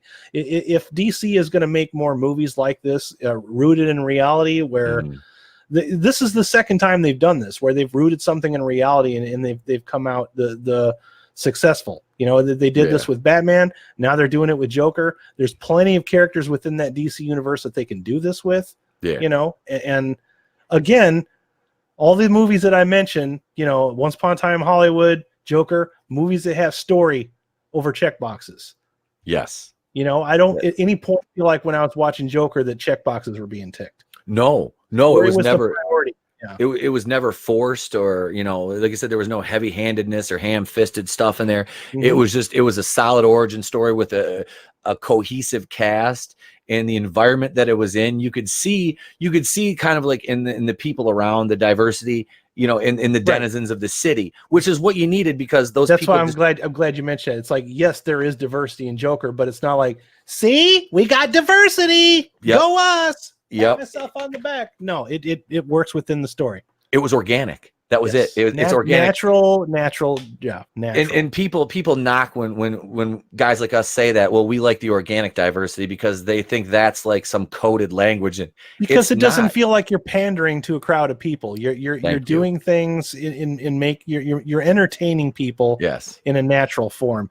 You know, I just got done watching The Greatest Showman last night, and there was that one line in there where the news reporter is just telling P.T. Barnum, he's like, another critic would have said that you're actually, you know, progressing humanity or something like that for having all these freaks out on stage and letting them all be the stars. You know, it's like, that was a great quote.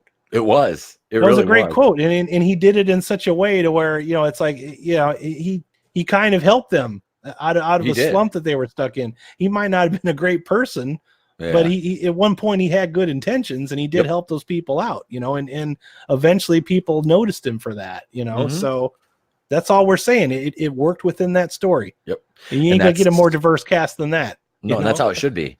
That's how how it should have been. And it should be an entertainment, man. So yeah, this, like I said, I can concur, and not just because you did, but I can truly say that last night I was blown away by this movie, and I will go 5 out of 5 on this. 5 out of 5 as well. All right. I have trouble doing that with a lot of movies. I do too. I don't like to be as throwing 5 out of 5 away. But I tell you right now, man, it's an exciting time, because we had such a lackluster summer of bad entertainment, and it's ending on an up note. And I think that, dare I say, fall is the new summer. I used to look forward to summer movies. Summer blockbusters and all that. It's starting to feel like the blockbusters are amusement park rides, like right down to the 3D glasses and the seats moving around. They're literally becoming movie rides. They're not fun movies to necessarily watch. It's something you take your kid to see to get out of the heat, for sure. Yep. But you want to see the good movies, you wait till September, October. That's when the stuff that daddy wants to go see comes out, right? True that. If they want to keep that trend going, I'm okay with it. I'll just stay home in the summertime in my nice air conditioning, get caught up with all the shit I didn't watch last year, and I'll go out in the fall. If you put good stuff in the movie theaters, I will go get off my ass and make a point to go out and see that stuff. Well, not just a review on my channel, but because I want to go see it. Yep. Yeah, Joker was not something that I had committed to do. You know, it's not like me going to see Dark Fate. Yeah. Charlie's Angels. Yeah, like you going to see Charlie's Angels. Yeah, we're doing that for our channels. But I don't want to fucking see that movie. We don't want to see those movies because they don't look good to us at all. Like none of the marketing behind Terminator looks remotely good at all. So I will say the new movie with Mackenzie Davis, The Turning, I think it is.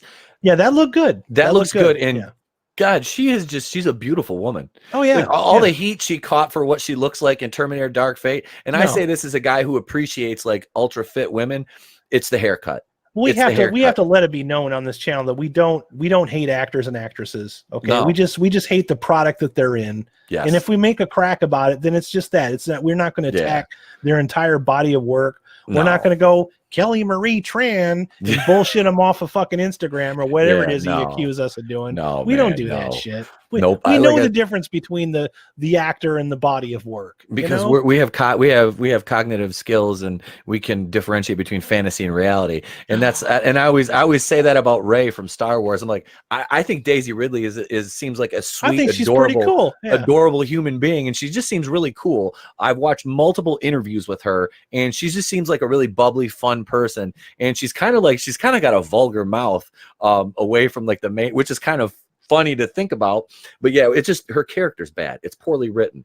So it's not a Brie Larson case where she just there's so many attacked. times this lately where we've seen writing. It's just something that's well written. It's like a lot of people used to rip on Quentin Tarantino because they say, well, all he did was rip off Martin Scorsese. Well, what's Martin Scorsese done lately? And also, if you're going to take, movies have been done like that for years. Everybody rips off of somebody. I mean, even George Lucas used to rip off all the old serials that used to come out before movies back when he was a kid. That's all he's doing is making big cinematic versions of those, and he made a whole fucking career on it. So as long as you do it well and do it successfully, J.J. Abrams ripped off of Steven Spielberg. He's made a fortune doing that too. As long as you do it well, maybe that wasn't a good example, but they just need to. Oh, JJ has made a fortune off it, but he needs to stop. Yeah, he's made a fortune doing it, but yeah, we know him as Steven Spielberg Dollar General version. Oh yeah. But we want more entertainment like Joker. I want to see more stuff like that come out. I'm glad that this movie. I'm actually glad that the movie was deemed as dangerous because it makes a statement of itself. It just goes to prove that everybody that got upset about this made a whole lot out of nothing. They made a mountain out of a molehill. And you know what? In spite of all of its bad press, did well anyway. So it kind of goes to prove that people have just about had enough of the shill media. Yeah. Yep. It was great. So I thoroughly enjoyed it. And yeah, like I said, I'm gonna buy this one on Blu-ray when it comes out. This is definitely one I'll buy. Faux show. Anyways, I think this is probably a good place to wrap it up. I don't have any other questions in the comments section, but this is going to be uploaded to Pete's channel at the Place to Be Reviews. I will leave a link in the description. Make sure you click on that. And I'm still trying to get some kind of a regular show on this channel, but also, Pete, why don't you go ahead and plug that Horror at the Unicorn Store party that I'm going to be a part of? Oh, Saturday night, Monica, my co-host, we drew out of a hat for our first watch party back in August. We haven't had the time to do it yet. We've been, as you know, I put out a lot of content, so my weekends are very precious to me, and I get to spend time with my family. I've done watch parties on other channels, but they're sparse and here and there, which I'm all right with. This Saturday night, I'm going to be home alone, left to my own devices. So we are going to watch Unicorn Store on my channel at 8 p.m. That's on Netflix if you have Netflix. If you don't, you can always, I know you've got a friend or a family member that you're bootlegging their password off of, and you're like the fourth person on the account. Like me, I'm the fourth person on the Netflix account. You can catch it there, unfortunately, and join us for that. But please, don't think that I'm just going to be a one-off and leave you with Unicorn Store. I'm not going to pump and dump you with Unicorn Store. No, my friends. Palate cleansing afterwards. Clive Barker's 1987 classic, one of my personal favorite horror movies, Hellraiser. We'll be too, watching buddy. that. That's free on YouTube. I'll provide a link to that. Like I said, we're going to take about a 20-minute break in between the movies, and because I'll need to stretch my legs and PB break. Probably like guys got to have our PB breaks. Kind of like what I'm doing right now because I'm 2 pots of coffee in and a cup and a Yeti cup of water during this review.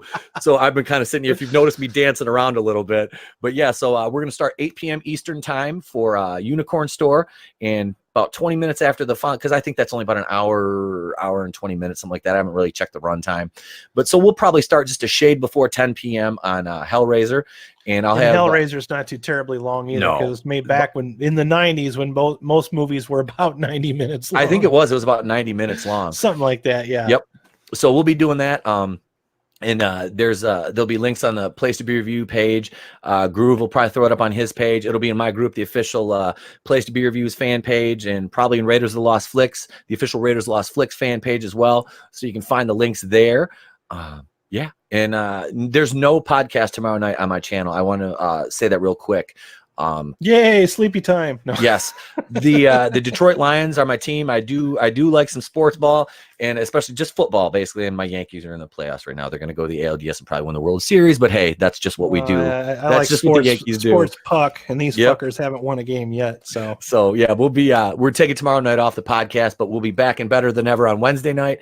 You're going to get videos all week. Relax, I'm not leaving. You're going to get videos all week. You'll have the podcast on Wednesday night, and we'll do my morning show. I'm just going to do a regular morning show on Tuesday. It'll be about last night, but there won't be a show to still have new topics for the morning show on Tuesday. And your regularly scheduled Place to Be Reviews content all week. So Watch Party, Unicorn Store, finally, next Saturday, 8 p.m. Eastern, the Place to Be Reviews. Groove will be joining me for probably both movies. I'm not sure. I know Appalachian American is going to be on for Unicorn Store, and I think Monica's going to be there for Unicorn Store. She won't watch Hellraiser with us, but she'll be there for Unicorn Well, Store. we'll have some kind of a support team going on there because we're going to need it. Yeah. Oh, yeah. We need all the support we can get. Yep. Yeah. So that we've got that to look forward to this week and this weekend. So yeah, this has been fun, man. Thanks for having me on. Oh, it's my pleasure. I love doing stuff like this. Absolutely. Yeah, and also I'm going to get myself back on track too. I did put out a video yesterday. Probably not going to put out anything else today because I'm tired. I was up all night. My dog had a seizure, and it lasted about 90 minutes. It was like 2 hours after I went to sleep. So I'm dragging like doing the pee-pee dance, and I'm just kind of dragging myself through this review. But I am getting back on track. I had company last week, which is why I didn't put out videos for a couple days. I just didn't want to neglect my company. But I am getting back on track. I promise. So, and yes, like Pete says, I will be on his channel for that watch party. Looking forward to at least part of that. So. The second half, the second half. The first half, I don't know what I'm getting myself into, but whatever it is, it's going to be interesting. So make sure you guys check out for that. After this uploads, I will leave a link to his channel in the comment section. So if you guys got a comment, leave it down below. Anyways, this is the Groovinator signing out. You guys have yourselves a groovy day. Peace. Bye.